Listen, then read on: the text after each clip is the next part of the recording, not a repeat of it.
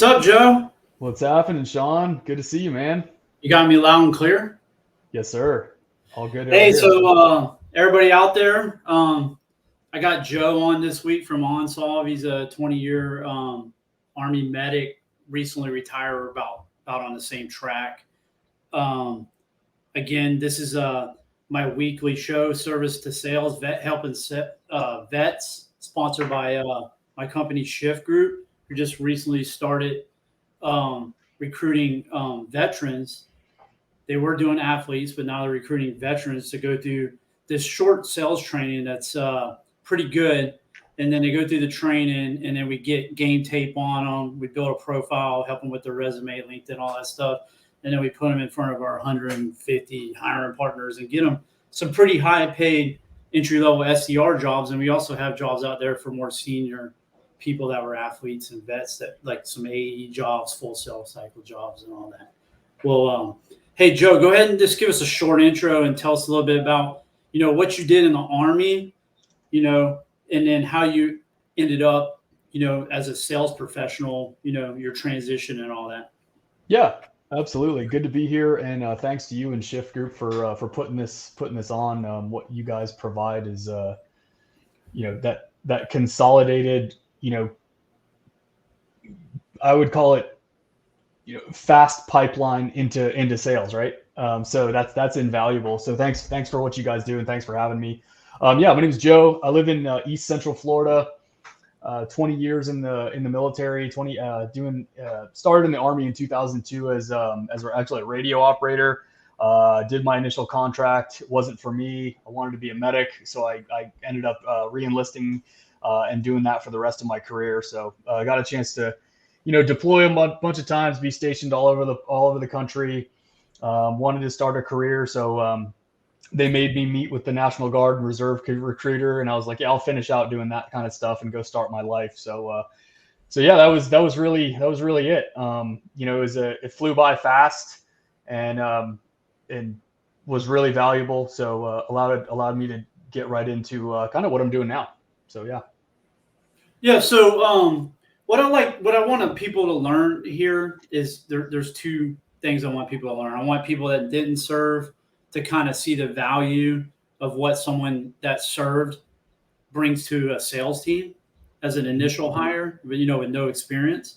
And then, I want to recruit people to the program and have them avoid the very painful transition that I had into sales. So can you talk like more in depth about okay, you decided you're going to get out of the Army. What did you start doing to prepare yourself for, the next phase of your life? How did you get into to thinking about sales? And then, how'd that process go to get your first job? Yeah, no, I think we've all been in that position where if you have a nice commander, he's like, what are you going to do when you get out? And you're like, oh, I got big plans. Don't worry about it, sir. And it turns out those plans made at 3 a.m. with your buddy about how you're going to go work with him kind of sometimes can fizzle out. So the big driver for me, honestly, Sean, was I needed income. Income was a big thing. I was just doing I had gotten out and was just, bartending and working at a surf shop and doing odds and ends here but I really needed something, I knew I had abilities and I knew I could do that. So I was in the gym one day. I met a guy who worked for OnSolve. And I asked him what he did, and he told me. And I said, "Do you think you could get me a resume? You think I get my resume over to the right people?" And he's like, "Dude, we may be hiring for like customer support, but not sales." And I said, "Okay, no problem. I'll take whatever I can get. It's income, right?" So the sales manager grabbed my resume. He's like, "I want to talk to this kid," and he grabbed it. We interviewed, and he's like, "Look, I'm looking for 2 things. Can you do this? You're going to get really, really, really bored with making phone calls. And I need you to not look at that phone as the 1,000-pound weight on your desk and be able to pick it up even when you don't want to." I'm like, yeah, I can pretty much suck anything up. And he's like, and can you tell a story?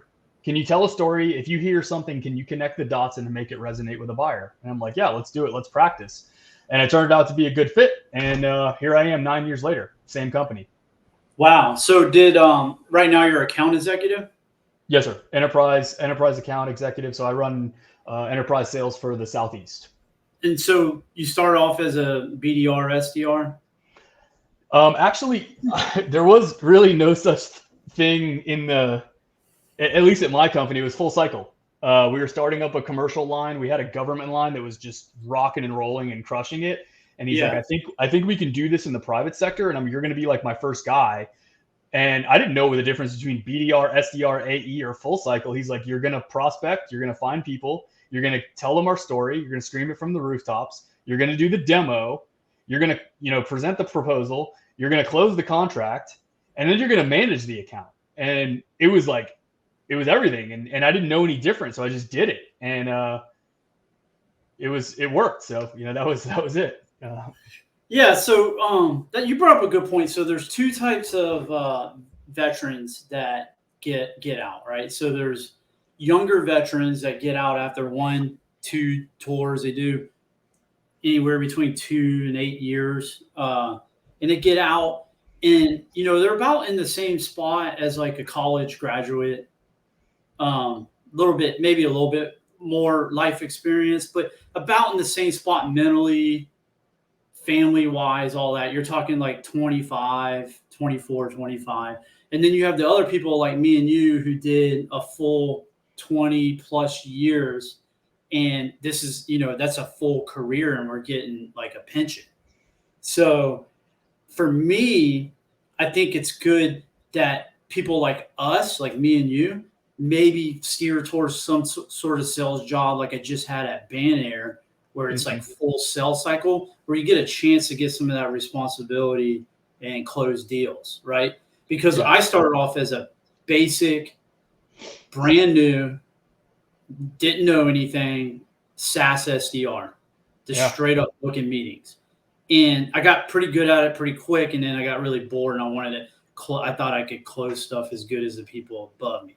So, but I think that just came because I'm more experienced, I'm more mature, I got more life experience, and I think I could be, I could have been accelerated a little bit quicker.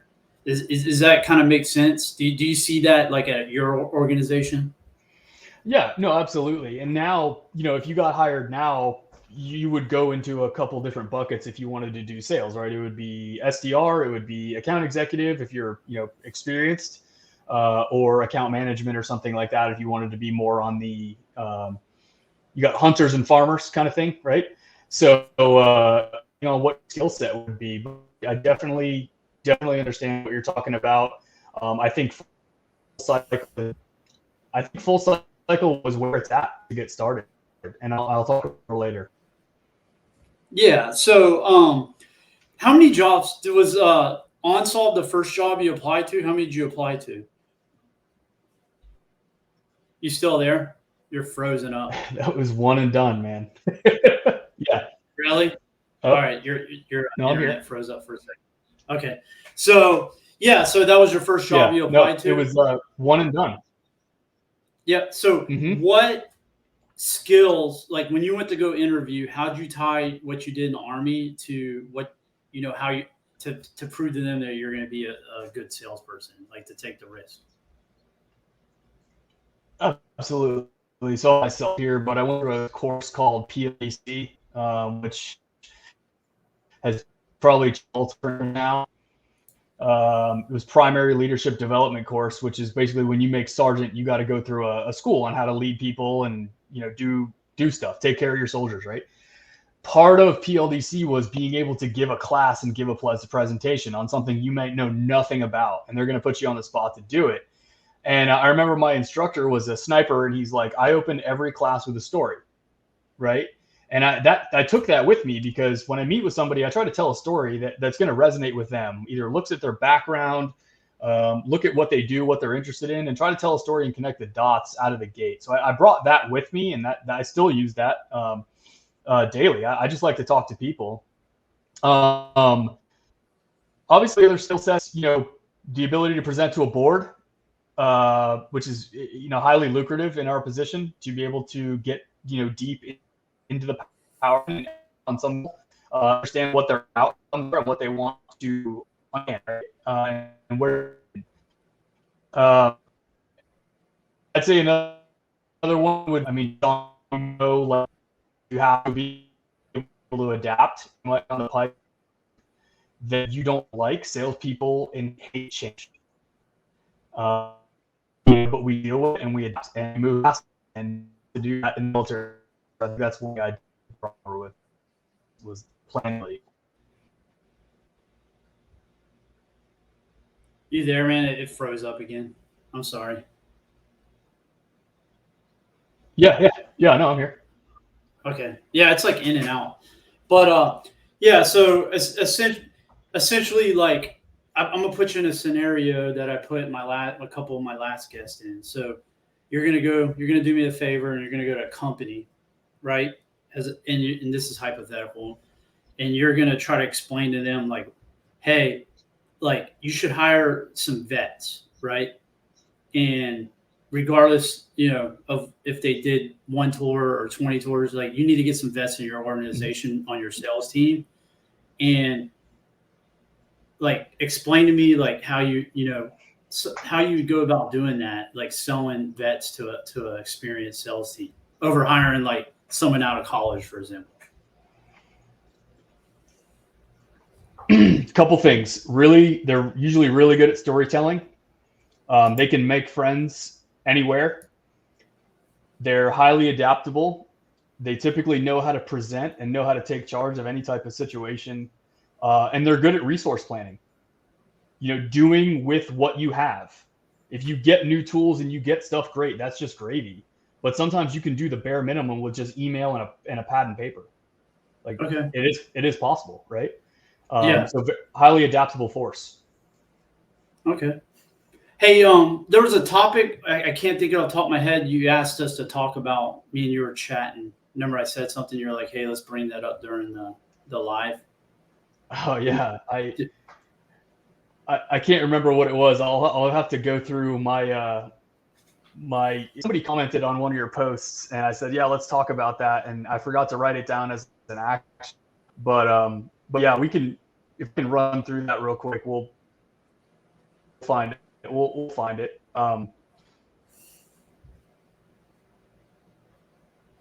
just going through the LinkedIn notifications to see if I can find it. But anyway, we can pivot to the next thing if you want while in that. Okay. Yeah, no problem. So, how many vets do you have on your are you the only one on your sales team? On my team, yes. Throughout the company, there are a few more. All right, and how did they like how's their transition been? Are those like straight out of the military, or were they like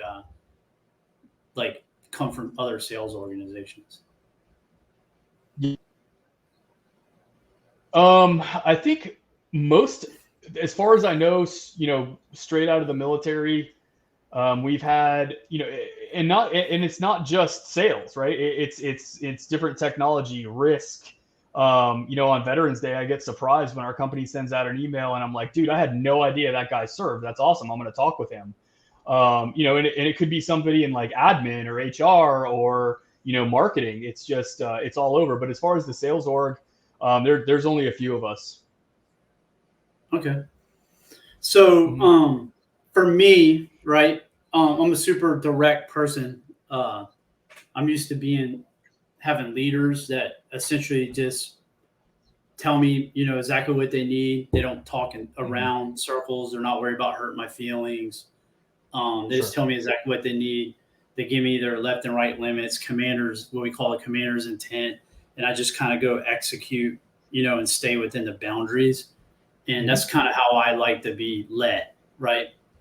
I found like when in my first couple jobs after I got out of the military, there wasn't a lot of leadership that was direct. There was a lot of like talking around and weaving and trying not to hurt feelings. And like, how do you experience any of that at your company? And I'm not trying to get anybody in trouble.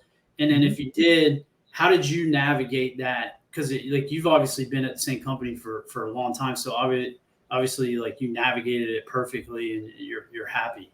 Mm-hmm. No, not really. I'll tell you that people are direct when they need to be direct. Yeah.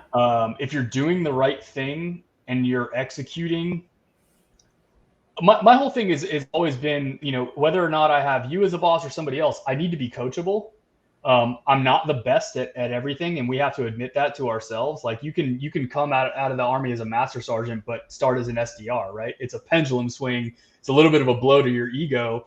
But if you're coachable, there are people with business acumen that I highly respect that I listen to on a daily basis that help me navigate really complex situations of stuff I never would have learned in the service. So I think there's a good balance there.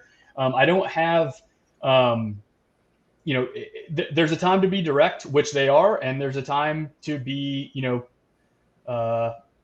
less direct and just kind of hint around things. And we're smart enough to hopefully pick up the social cues that, hey man, you need to do a little bit better here or do a little bit better there. But yeah, typically we do a lot of AARs after presentations, after how do you think that went? What can we do better here? What can we do better there? So yeah, I mean, there's definitely a time and a place, and my direct leadership handles it very well for sure.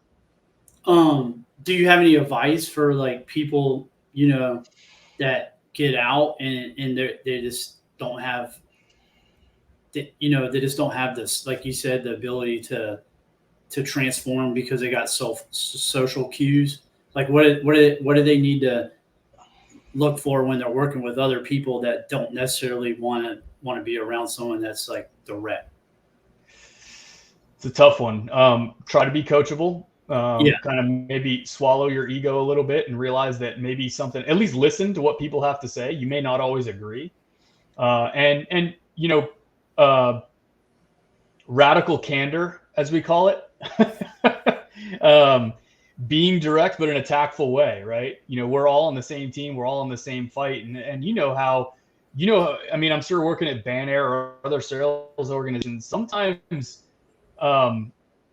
closing a big deal takes multiple business units to do that, right? It takes support. And if you burn one of those bridges at 5 o'clock on the last day of the quarter, is that person going to want to help you? So I always like, radical candor, sometimes making something a teachable moment for somebody and just being like, dude, I loved you, but you messed that up. Here's how we can do better in the future. Would you agree? And usually it's like, yeah, I agree. I messed that up. And just, trying to push through it in a respectful manner, I think is usually a good tact. And then, if it doesn't go that way, obviously you can escalate, but I think that usually radical candor works pretty good as long as the intent is clear, right? Yeah. So like, there's a lot of people like that knew me in the Army when I was a younger guy. I was a 75th Ranger Regiment, and then I pivoted over to Special Forces. And I was kind of I'll just be honest, I was kind of like a young, like punk kind of dude. Thought I was pretty cool because like I've been to all the hard schools and I was in really good shape. All the stuff the Army cares about. And then when I didn't really. When I started moving up the ranks and I made sergeant major and I got put in charge of a task force with like 600 people, in southern Syria, I had all kinds of people underneath me, right? National Guard units, females, foreign, like this, it was diverse. And I really had to learn that trip is, people throw this word around a lot, but I learned empathy, right? So it's like empathy to me isn't like, hey, I'm going to suck up to you and make you feel good. It's like, hey, I understand, or I'm trying to get something from your point of view and see it through your eyes. But that doesn't mean I have to agree or listen or take the course of action that you want me to, as long as I like listen and understand and then make a decision, having that as a data point. So I was able to kind of drag, and I'm still always working on it, but I was able to try to drag that into my civilian world. Hey, maybe this person, they're dealing with me this way because, they had a bad experience with a veteran before or whatever. Right. So I'm always trying to figure out through their lens, like why they're doing the way they're doing. And then that helps me like communicate differently to certain people. And that's something I learned in the last like 5 years. Hey, we got a question real quick. Yeah. From Brandon. Hey, Sean, I don't know if you're taking questions from the audience, but if you are, from transitioning into the military and pivoting into sales, can you start off as an AE, or does it pretty much everyone start at the bottom and work their way up in sales, regardless of officer versus non-commissioned officer versus what job you held in the military? So I'll take a crack at this first, and then I'll let you do it. So it depends on the industry that you want to sell in. If you want to go sell software, like traditional SaaS, service as a software, you're probably going to have to start off as a sales development rep where you're booking meetings. Like, they're really, like what we call in the military, badge protector. They're really protecting that AE job, and they want to, a lot of them make you, not all of them, but like a very high percentage of them want to make you go through the pain of having to develop business development and book meetings for the account executive. So when you become an account executive, like when times are tough, you don't have to rely on other people to go find opportunities. You have that skill set already. Mm-hmm. So if you go into manufacturing, robotics, pharmaceuticals, you might get what they call an account manager job, full sales cycle, where like, hey, they train you, you find your own opportunities, and you close the deal, kind of like Joe talked about. Mm-hmm. So that's essentially my take on it. I don't know if you have something to add. Just speaking from the SaaS and tech world, it has, I think it has, there might be some companies out there still doing full cycle. If I were coming into sales, I think full cycle would be the ticket. That's where I would want to start. You learn every aspect of the business front to back and sideways. And if you want to transition to another role as just like a closer, an AE, you have that experience as well as the ability to fall back on your other strengths, which is, account management and, the other things, prospecting and booking meetings and stuff. You still have to do that.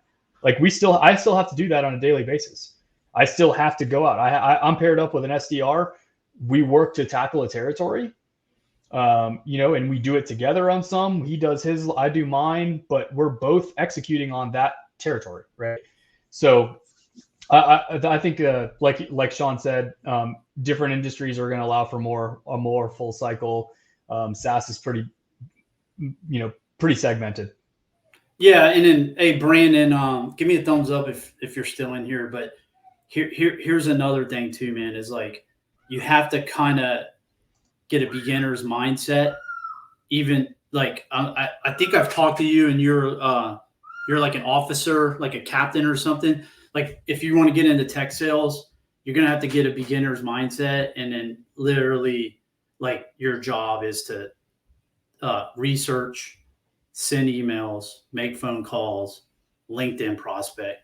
And it's not complicated. But there is a lot of like learning has to be done, because you can't just start calling people and emailing people. If you don't know what you're doing, you're just going to be burning leads and wasting your time. And then you're not going to have good numbers, and then you'll never reach your ultimate goal of being a closer.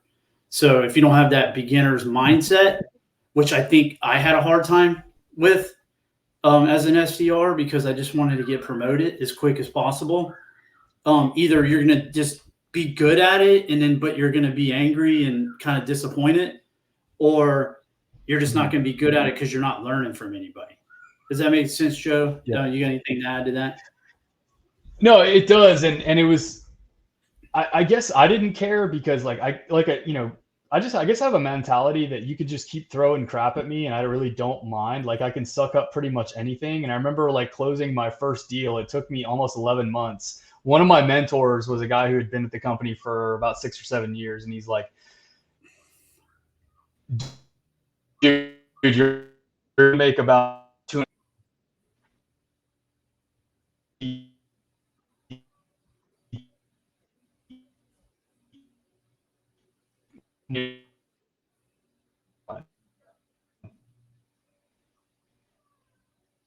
Hey, Joe, you there?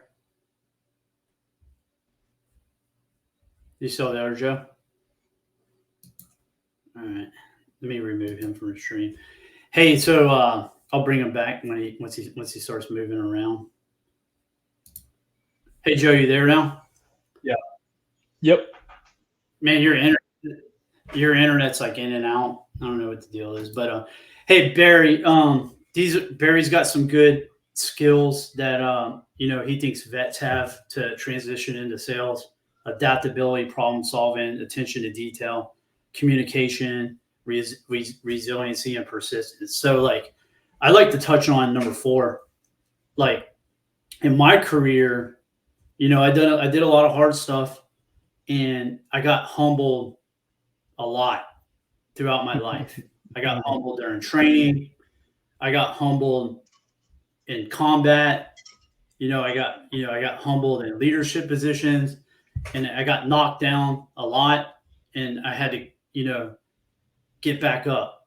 Right. So like that made me like right now there's nothing that, I kind of feel like your brain's a muscle, and if you do hard things, you eventually get used to it.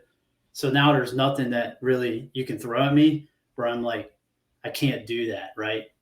So I think you're going to get a lot of that out of vets, and I think that's one of the major skills. Thanks, Barry, that they're going to bring to the table. You got anything to add to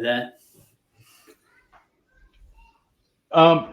Right before we got cut off or my internet dropped, I was kind of talking about that is, I can handle a lot of crap, and, I could suck up the first year of making a lot of phone calls, knowing that it would produce years after that, and building a book of business and building a pipeline. Yeah. And yet you may have to suck up the first, couple months to build that book of business, or at least a year in enterprise, but the payoff is there. It's, do you want it? And also, can you lose that stigma that, like, Sean, you got out as a sergeant major, right? Yep. Like, did anybody owe you anything at Banair? It's like, no, dude, I'm here. I'm ready to execute. Let's go to work. No. You know what I mean? And a lot of people are like, well, I got out as an E4. I did 2 combat tours. You owe me this. You owe me a senior management job. It's like, dude, you don't know anything about profit and loss. You're not getting a job as a COO. Like, get out of here. Like, suck it up and put the work in. You just got to start over sometimes, and that's okay. But if you want it, the carrot's there. It's in front of you. Go get it. Yeah. What's up, Mark? Thanks for dropping in. Hey, so yeah, man. Even before Banair, man, like I said, I was an SDR at a major SaaS company and a couple of my coworkers are in here. I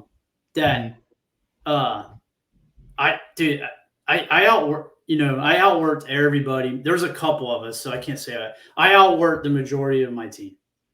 Like I was doing like 14-hour days, 15-hour days, making 40 grand base pay, which is like, I made more in retirement. Like I sitting on a couch and doing nothing, I made more, right? And so like, if I would have been like, hey, I'm a sergeant major, I'm making 75,000 just sitting on the couch, I'm not going to work hard for this $40,000 that I got and $50 a meeting. Yeah. I would have never got a job at Banair. Right. Does that make sense? Where I was making like, 6 figures easily. So like I could have been like, hey, I'm not doing this, and that's something that I think a lot of vets, if you want to get into sales, like I said, you got to have that beginner's mindset. Mm-hmm. Yeah, absolutely. I 100% agree with everything you just said. Name some of the struggles that, you've had. You've been doing this for a while now. You said you've been out how long? Like 6 to 8 years? Yeah. I mean, started with OnSolve in like 2014. So okay. Have you had any name some struggles that some of the vets are going to have out there that you've went through and you've had to like overcome? I mean, you don't got to get too personal, but what's some of the struggles? Oh man, life in general is a struggle, right? It depends on people are like, when you're prospecting, like, Sean, what keeps you up at night? It's like, dude, you haven't earned the right to ask me that question yet. You don't even know me. What keeps me up at night? My 2-year-old. Like, that's what keeps me up at night. Like, the stresses of life in general, raising a family, all that kind of stuff, being sole provider for a family. We chose that, my wife would stay home, right? And that's a personal decision for me.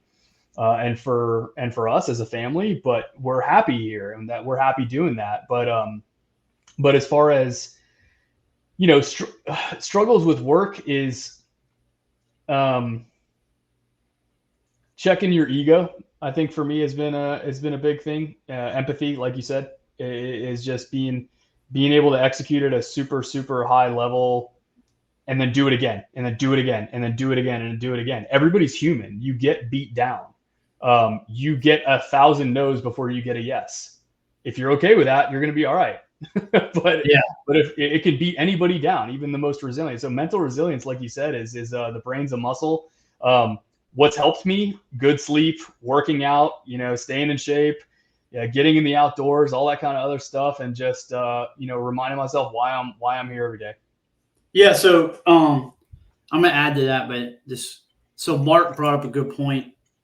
Like you don't have to think of being an entry level sales rep as sucking. Mm-hmm. You can just take it as a learning opportunity. It's something new, exciting that you didn't get to do in the military. Because like in the military, you can work as hard as you want. You're still getting the same paycheck at the end of the month. I know. Right. That's so what happens? What happens if you work as hard as you want as a salesperson and it starts to pay off? You make more money. That's kind of why I got into sales, to be honest. Big time. And, big time. Yeah. So like I've been a team, big organizations, all that. And I was like, hey, for one time in my life, I want to be an individual contributor, and my direct output and knowledge of my craft equals how much I get paid. I was like, how exciting is that? You know what I'm saying? What's up, Zach? And so that's kind of where I got into sales. You got anything like that? Yeah, I heard stories, when I first got hired of part of the interview process for some of the other guys is them showing them their pay stub and W-2. And they're like, here's what's out there for you if you want to work hard. And I never saw that myself. Like nobody ever did that to me. That was prior to my time, but that was a big motivator. It's a big motivator to do that. And when I said sucking it up, I mean, just like being able to embrace change. Like things are going to change. Deals are going to slip. Buyers are going to tell you no. Little things that you're going to encounter is you just gotta move on. You just got to move on. One piece of advice that my first sales manager ever gave me was sometimes that delete button is your best friend. If you're investing a lot of time in something that just isn't in the right profile, or ICP is what we call it, but you think you can close it, like odds are you're probably not, and you're wasting a lot of time on it. Just delete them. If they'll come back if the value is there, right? So spend your time where you can make the money, right? Yeah, that was my problem too. Is I think I can win every deal just because I got that type of mentality. So if when I the deals I was doing in Bayonet were huge, but they took forever, and there was a lot of bureaucracy, and I would be like, just keep going. It's like I got to win this deal at all costs, right? And then what I did by that was just creating unnecessary anxiety, unnecessary work, maybe some steps, in my sales process because I wasn't patient enough, that type of stuff. And I think, if you're coming from a combat arms type job in the military, where you're always, it's always move forward, move forward, move forward. Well, I mean, in sales, you don't always move forward. Sometimes you need to move sideways or take a step back, right? So that's true. That's just another mental shift that I think is different from being a vet to the sales process. Yeah, I would definitely agree. And I saw somebody Jonah piped up with a big pipeline save most, if not all, your problems. It really is the answer to all problems. It really is. If you name a struggle in sales, a big fat pipeline will cure it. Yeah, that's good advice. My old vice president in Banner Mart, he would always be like, hey, let's get for us like getting proposals in front of these military units just so they have like a price and which starts like a procurement process, even if you don't think it's gonna work, like it was like very important to us, right? So like he's always preaching like quote them, right? Just quote them, and then you can so that creates the pipeline in that job. It's not like that in every job, but for us that's kind of how we do it. But yeah, Jonah, you're spot on that one, man. Appreciate the comment. All right, we got 10 minutes. Let's just stop for a second. JR Butler, my CEO, gave me the opportunity to give away. It's in the comments. It's a Shift Group camo hat. So I don't have the cool like machine that Mark and Zach have on their live where it like spins up and just randomly like pick somebody for a prize. But what I'll do is I'll just do like a trivia question, and the first person that like pops up with the right answer, I'll get you with our executive assistant and get the hat sent out to you free of charge. So I guess let's do for a trivia question. What is the southernmost city in South America?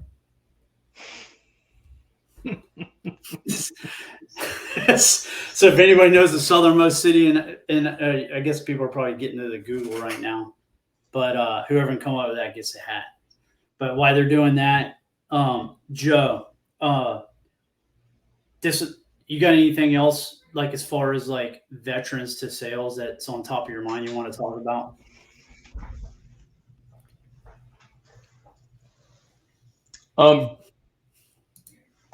Make sure your affairs are in order. If you're transitioning, do it as long out as possible. Know what's coming. Know that, how to solve for basic stuff that's not going to be provided for you. Changes in health insurance, all that kind of stuff. Like make sure that's taken care of. Network a lot before you get out. I mean, I had a guy just message me out of the blue who was a CW460 pilot. And he's like, hey man, I saw you were talking about military transition stuff. Can I grab time with you? And he was just like zooming me from his car being like, hey, what do you do every day? And he was just looking for career paths. He wasn't interested in sales, but he's like, what is out there for? And that was do that kind of stuff. Think outside the box. Find something that's going to drive you and make you happy. Find that kind of career path. If it sells, great. Welcome to the beautiful world that we live in. If it's not, that's awesome too. But network, and take as many interviews as possible, and you'll find the right one. So, what do you think about LinkedIn? Like creating a LinkedIn and kind of building a brand prior to getting out.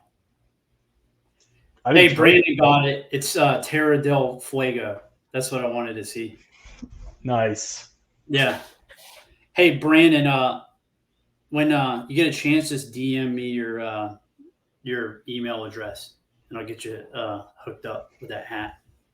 Good answer. But yeah, what do you think about vets? Like not vets, but like people that are transitioning before they're vets, like building LinkedIn profiles. I was like, a lot of people in the military don't like using social media because they're always afraid of OPSEC, which we call operate, like just saying stuff they're not supposed to. So a lot of them are like, I don't use social media, but what do you think about LinkedIn?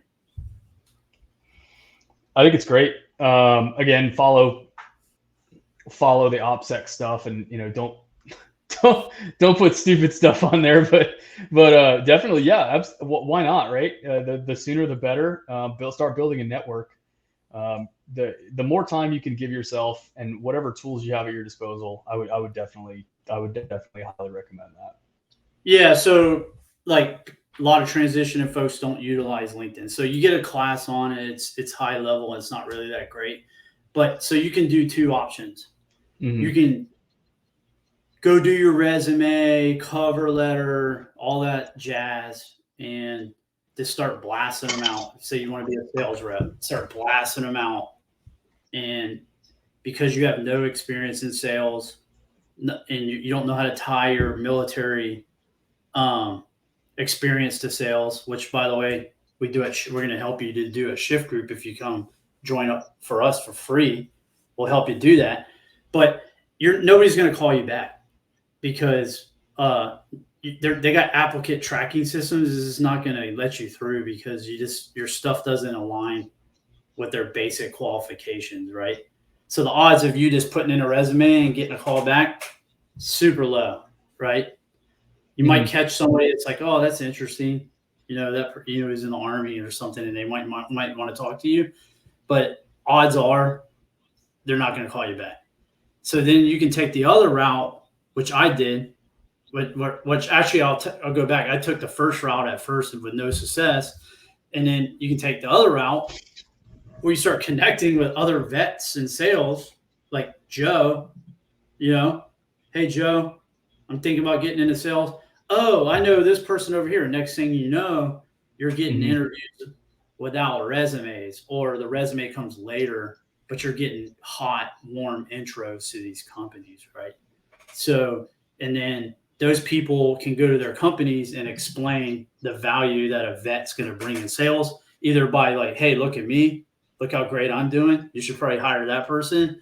Or they reach out to their, network. Hey, you see how I do it over here? You should probably like hire this person so they can do that over there. So like if you don't embrace LinkedIn when you're transitioning, you're like putting yourself way behind, the power curve, in my opinion. Yeah. Or, just the more you talk to people, don't be afraid to send a connection request to anybody. 9 times out of 10, they're going to accept it. You're not coming at them with a sales pitch. You're just being like, hey, man, I just want to connect. And that builds you a network. And then you start getting into their network. And then, I don't care if it's church or the grocery store line, or if you're out working out and in the gym and just talking to people, and you never know. It'd be like, yeah, dude, I work at Oracle. Yeah, we're hiring. Or yeah, I work at so-and-so. Yeah, we're hiring. It's like, dude, can you get my resume in the right hands? Who do you think you have a better chance with? A guy or girl who's been there and can grab your resume and hand it to the recruiter, or going into their website? Just talk to people. That's the biggest thing. It worked for me. So, hey, let me see. Oh, where's that at? Joe said he'll help anybody out. He's got Zoom Info, which is a data provider that get people's cell phones. But vets, the name of my show is Vets Helping Vets. Usually, most people take their rank off when they retire. I talk to generals that call them Dave and stuff, whatever. They'll take their rank off and help another vet that's trying to transition into their industry.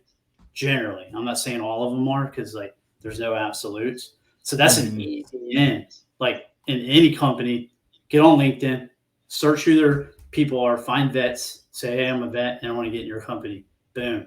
They're not going to be like, no, go away, I'm not going to talk to you, kind of thing. So, that LinkedIn's a big deal. Let me see. Brandon said, thanks for answering my question. Are there any certs? Most companies. Yeah, I think like me personally, I think going and getting Salesforce, Trailblazer, and all that stuff's a waste of time. I don't think it's going to get you I wouldn't say it's a waste of time, because you might want to get into RevOps or something, but I think like they're not going to like interview you because you have Salesforce, Trailblazer, or whatnot. I don't know. I think the basics, the Microsoft suite of products, PowerPoint, which if you're an officer, PowerPoint, even some high level NCOs, but the Microsoft suite, and again, for what it is, if you can use the computer and you can pick up the phone, that's sometimes what it boils down to. Well, Brandon, he's the one who asked the question. Brandon, if you come, you come to Shift Group, you go to Trainyo, you can go to any one of these like boot camps that are free. Don't go to one that's going to dock your paycheck. That's garbage. But you can go to one that's free, and then you will get a step ahead because you'll learn the language. That's the big thing, is learning the language of the industry, right? prospect, SDR, AE, TAM, ICP, like all these stuff you don't know about. If you could talk about that in an interview, then you're going to have a step up. And that's what kind of like our organizations teach. You know, this is the basic, you just get some like terms, some general knowledge on how to, you know, what a CRM is, you know, what a outreach.io type email sequencing tool is, what a data provider is, all that type of stuff that you don't know about. But hey, Mark and Barry, do you guys add anything on the comments if you think like a vet should go to some sort of like certification or training, if you don't mind? I know you guys both been in the game for a while. But go ahead.